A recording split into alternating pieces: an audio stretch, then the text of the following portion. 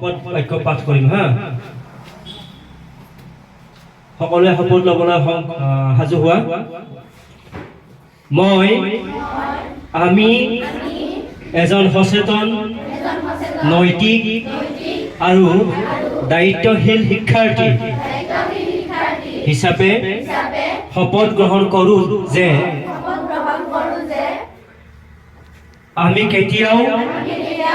ড্ৰাগছৰ প্ৰতি আসক্ত নহওঁ আৰু কেতিয়াও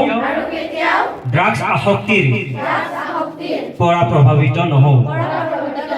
লগতে মই মোৰ বন্ধু বান্ধৱীক ড্ৰাগছৰ বেয়া প্ৰভাৱৰ পৰা ৰক্ষা কৰিবলৈ চেষ্টা কৰিম আমি সম্পূৰ্ণৰূপে বুজি পাওঁ যে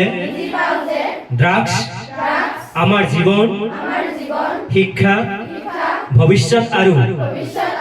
স্বাস্থ্যৰ বাবে অতি ক্ষতিকাৰক সেয়ে মই ইয়াৰ পৰা সদায় দূৰত থাকিম আৰু আনকো সচেতন কৰি সমাজত সুস্থ জীৱনধাৰাৰ প্ৰচাৰ কৰিম ইয়াৰ উপৰি মই মোৰ ঘৰৰ সকলোকে যান বাহন আইন মানি চলিবলৈ অনুৰোধ জনাম বিশেষকৈ হেলমেট পৰিধান বাধ্যতামূলক কৰি আৰু সুস্থিৰভাৱে